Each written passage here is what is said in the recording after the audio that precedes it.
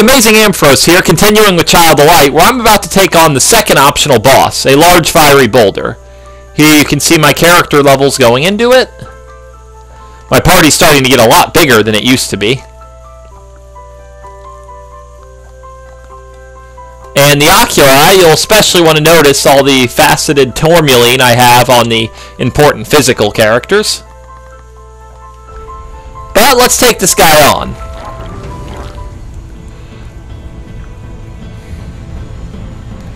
Hopefully this will register as a surprise encounter. These boulder enemies can be a little weird.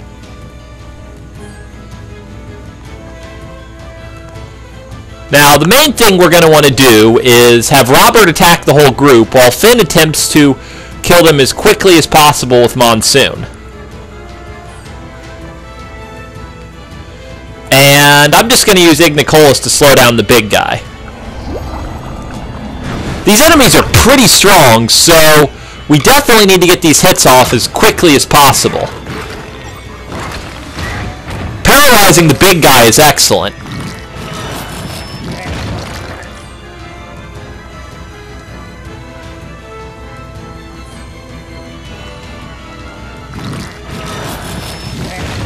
Though I'm pretty sure the other one's just about to go down, so I'm going to spread out the Monsoon love a bit.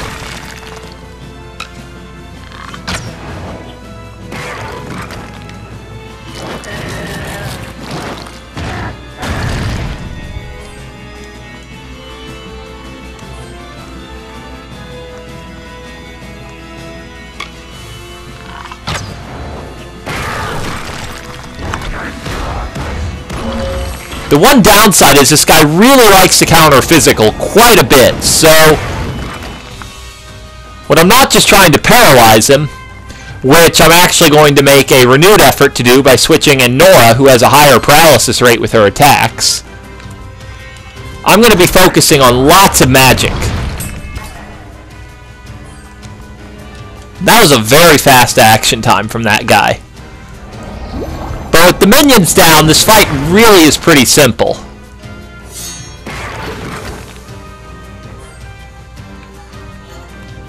And you are beginning to see the real power of paralysis, because paralyzed enemies cannot counterattack. So I can just kind of hammer away, and there's not a whole lot he can do in retaliation for that.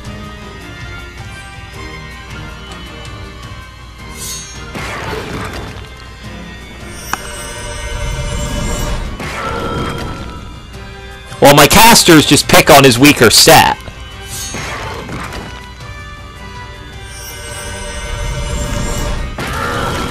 And there we go. That fight went very smoothly.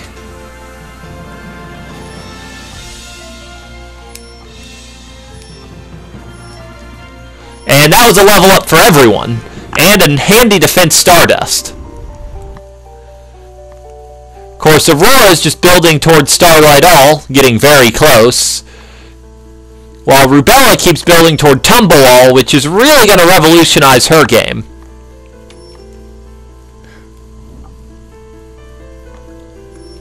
Next level up for Nora is going to be a big one, as she'll become a much faster character.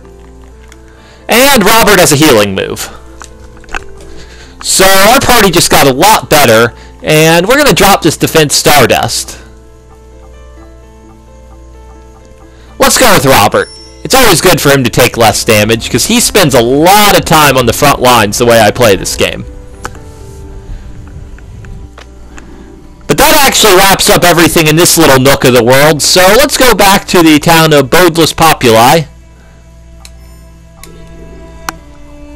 where we're going to turn in the first quest and take on another one.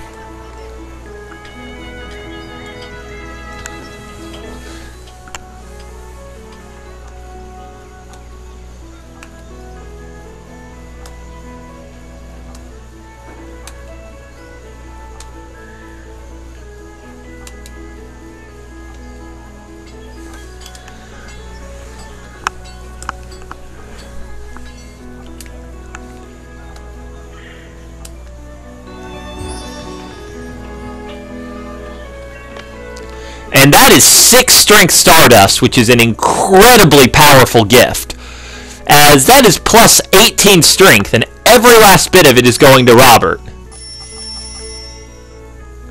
That is what we're going to need to beat the difficult enemies in this next side quest. Because this particular Bulmus has a big problem, and that's a bunch of monsters in his basement.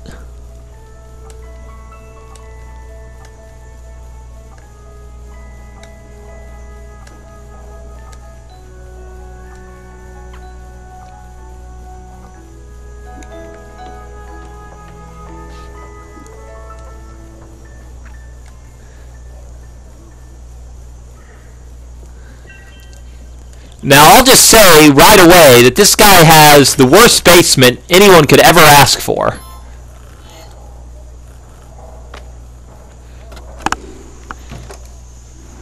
But we can help him out with this. Especially because his basement has loot. Now, I'm actually going to stun this guy for a moment so I can get behind him and initiate this encounter from the back.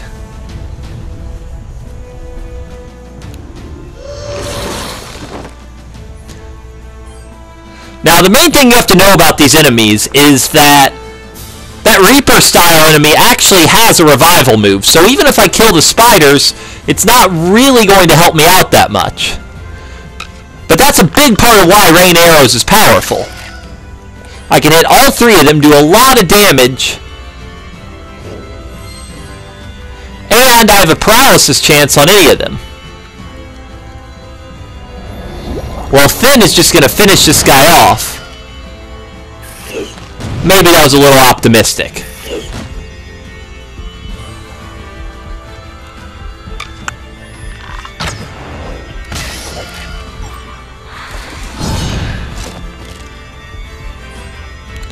The total lack of paralysis here is really saddening.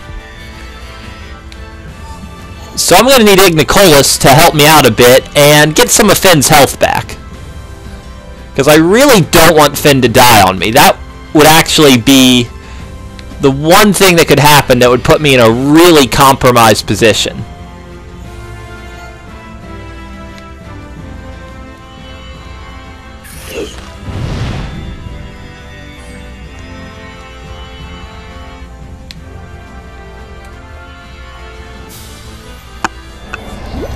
Now, hopefully this will hold that spider enemy back long enough. Yep. So now we get another interrupt.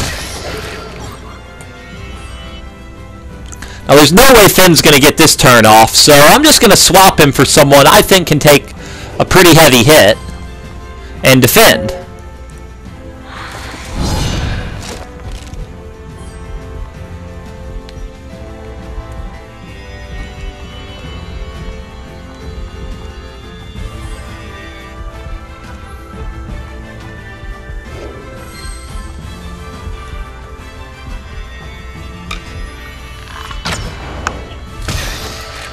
There go both spiders. And hopefully this is his death. There we go. And Finn levels, so he gets all of that MP I just spent on him back. In fact, everyone other than Robert levels. So Robert's going to be in critical health at the start of this.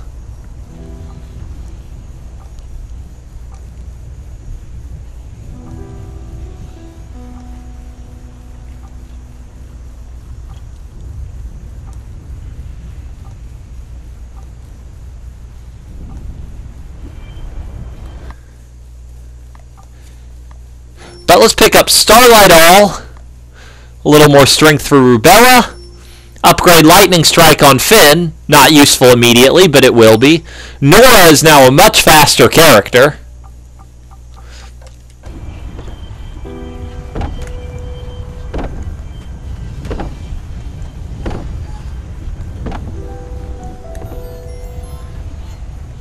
Now, that's another enemy we need to fight in order to continue clearing the way in that chest. But I'm actually going to fight this one first, because this is actually an easier group. It's non-random what's in these groups. And hopefully Robert will level up from this.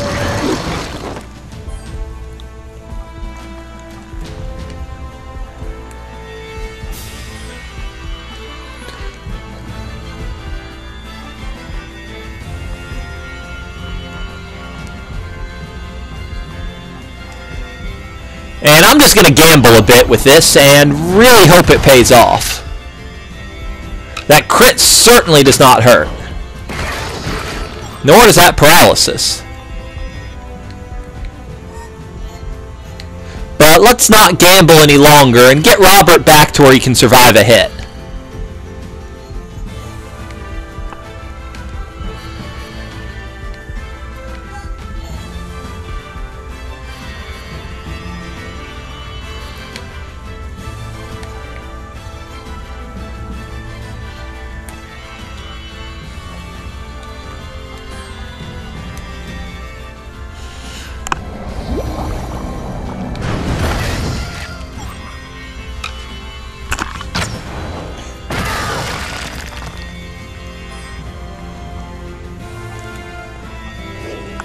And we need to interrupt him quickly, so I'm going to bring out Rubera, who has a much faster action time than Rambart. And that was terrible, terrible luck.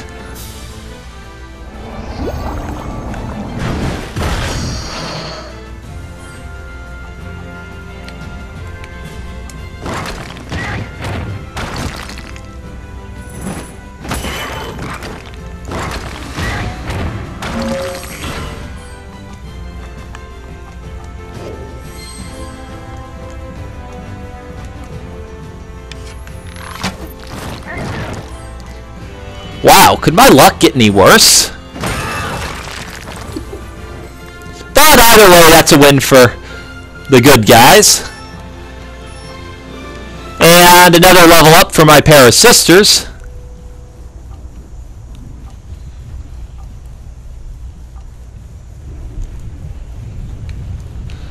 While I can just snag this treasure real quickly.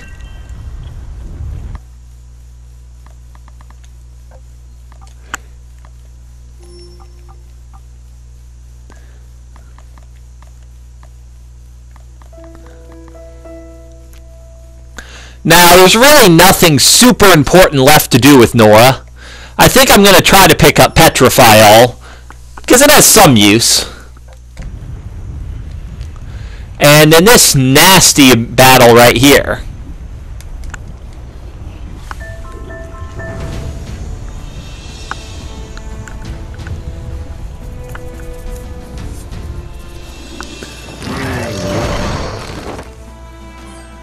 As you can see, it's just the same battle as last time, except now we have this big golem we have to deal with too. So this guy's really fast. Let's slow him down.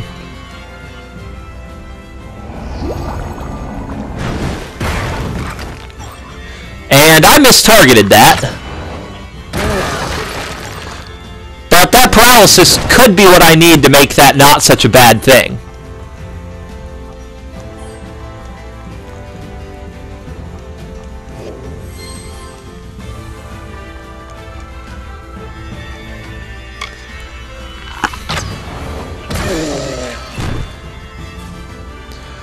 And I didn't expect him to go down that easily, so I kind of wasted some MP on Starlight All there.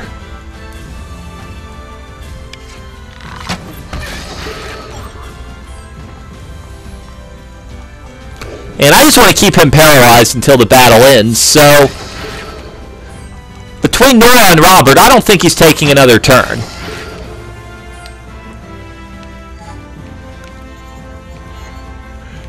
Actually, I'm not even entirely sure why I'm doing that, because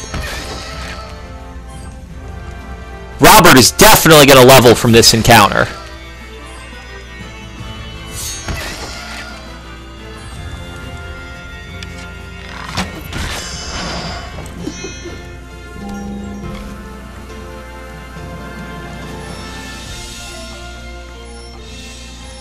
That leveled everyone except Nora.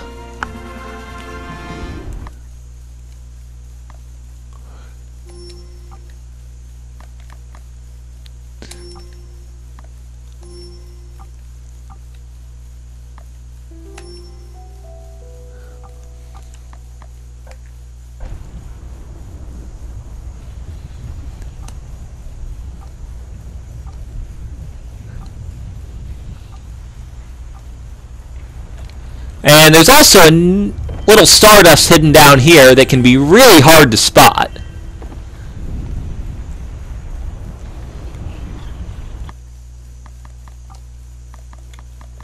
That can give one of us an extra 5 HP.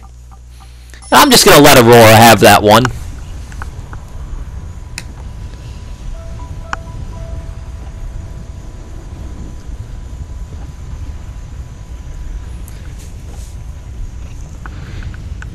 And we're almost done with this place, but we have to deal with this little bit of nastiness here.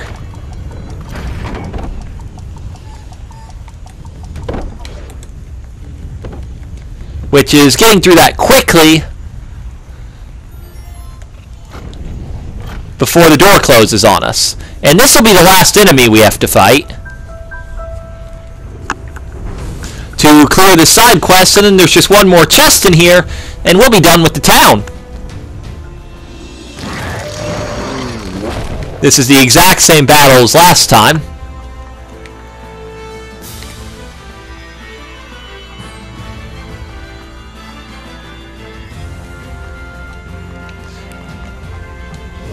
And we'll let Finn do some more of his good waterworks.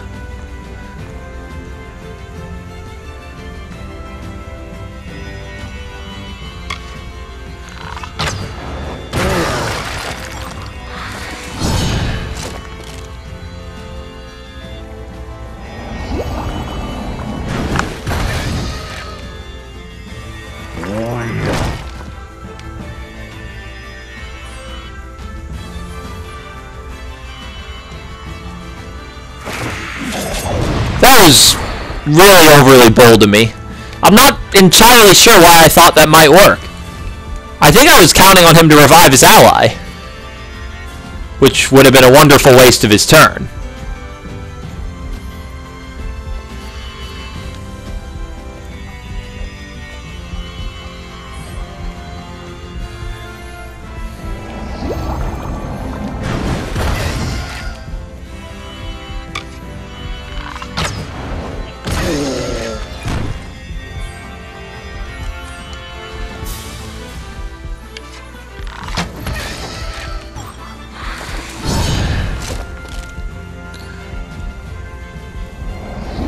Well, Robert's certainly seen better days, but we are victorious.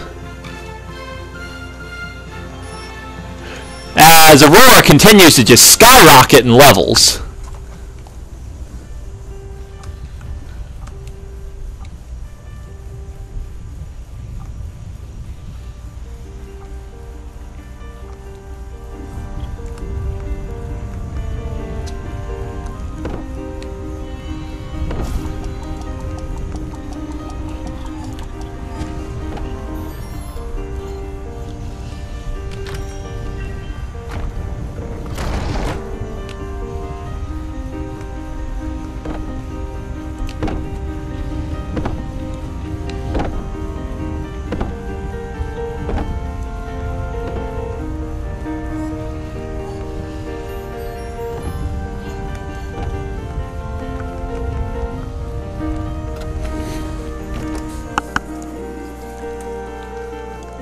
And now we're going to have this guy explain to us what he was talking about with just a couple small monsters in his basement when he was full of all those nasties.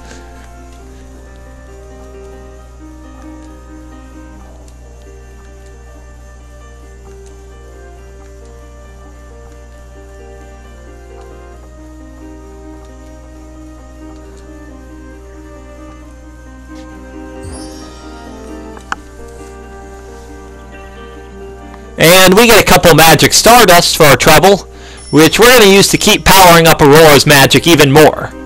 Which probably seems like bad judgment because Finn just keeps being the dominating guy, but as you get later in the game, Finn's magic stops being as important as Aurora's.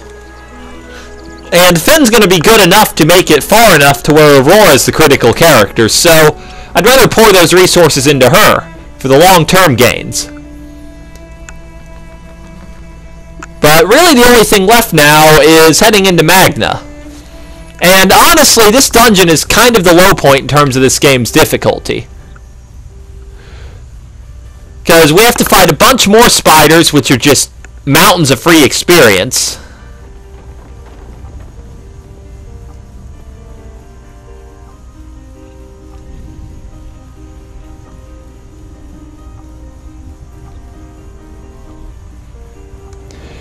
And this is actually a pretty easy boss.